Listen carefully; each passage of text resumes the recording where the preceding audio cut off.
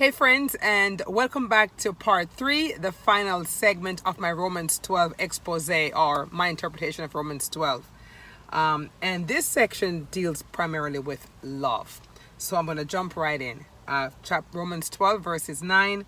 Love must be sincere, hate what is evil, cling to what is good, be devoted to one another in brotherly love, honor one another above yourselves. Quick interpretation from me. We throw around the word love a lot nowadays. I love my dog. I love shopping. I love my husband. I love my kids. I love my social media friends. You kind of get the gist. We use it many times insincerely. Of course, I love my dog and my husband, etc. And I love my social media friends too, to some degree. But it's kind of odd when you meet someone for the first time, or you've had 2 interactions and they're saying they love you. That is not sincere. And I think we need to reassess how we use the word love so that we can use it in true sincerity and in true authenticity. Maybe it's best to say we appreciate you, or I love you. You know, the scripture says we should express ourselves with brotherly love, and that's different from the love you have for your kids or your husband. And so, not to say there's anything wrong with saying to someone on social media who you've never met, love you, but we throw it around too much and it begins to lose its meaning. The next part of this scripture that really jumps out at me is never be lacking in zeal, but keep your spiritual fervor serving the Lord. Be joyful in hope, patient in affliction, faithful in prayer. Share with God's people who are in need, and the one that gets me all the time is practice hospitality. And never be lacking in zeal. For me, zeal means passion. And when we begin to lack passion, whether it's in our jobs or in our relationships or in our ministry or areas that we serve, that is to me the engine. That passion for me is the actual fuel in my car. And without that passion, I think again it's time to stop and reassess what's going on. Why have I lost passion for this job, for this person, for this ministry, for this task? I mean, we should have zeal and fervor, and when we don't, it could be an indication from heaven. Some of you guys say from the universe, from God. That's saying it's time to make a shift. Be joyful in hope, and that's self-explanatory. If you have hope, hope is a good thing. Then you should show your joy. Be patient in affliction. Be patient in suffering. A lot of people are suffering. A lot of people are going through affliction, and we are trying to hurry it up because we want to get out of it. But the scripture says to be patient in affliction, because you know what? A lot of great lessons are learned in affliction. Share with God's people who are in need. That's self-explanatory. If you have $10 and you can spare $1 to someone, go ahead and do so. It is more blessed to give than to be on the receiving end. We want to always be on the giving end. Practice hospitality. That always gets me, because that word practice hospitality is a proactive stance. What does that mean? Practice hospitality. It means that you should initiate getting together with people, whether it's over coffee, bringing them to your house,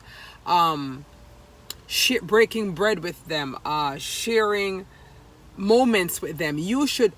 This should be a part of your regular practice. And sometimes, I know for me, we get so busy, I actually shy away from invitations, and then I get back to the scripture once in a while, and it rings to me. Practice hospitality.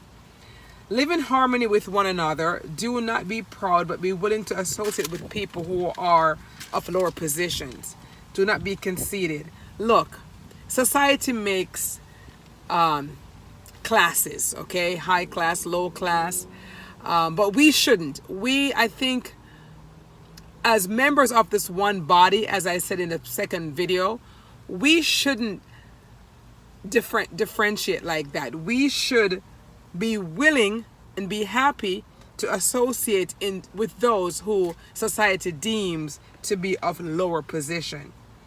Bless those who persecute you. Bless and do not curse. Listen, if you have blood running through your veins, there's going to be someone who's persecuting you, whether it's going to be an online troll, someone at your job, someone in your family. But you know what? Bless those who persecute you. Okay? Do not curse them. Bless them. And it says, be careful to do what is right in the eyes of everyone. If it is possible, as far as it depends on you, live at peace with everyone. I remember a few years ago learning this concept that if you're praying to God and asking God for something, okay, let's say you're asking the universe for something, but in my case, I'm asking God for a favor, a request. The same scripture that I study says, if you are asking God for a favor, a big blessing, and you remember that somebody has something against you, now remember, not me against them against me, I should stop my praying, stop my asking, and go and reconcile with that person so that God can actually grant me my request. So what this is saying is, if it is possible, as far as it depends on you, live at peace with everyone. So we have to take a proactive stance again to make peace, create peace. You know, I always say, be bigger than everybody else. Be bigger than that petty person.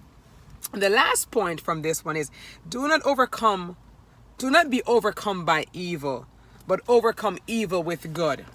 You know, when folks come at you from a bad space, anger, evil, they don't wish you well, we can be overcome by that. But you know what happens when we become overcome by that type of evil? We ourselves become evil.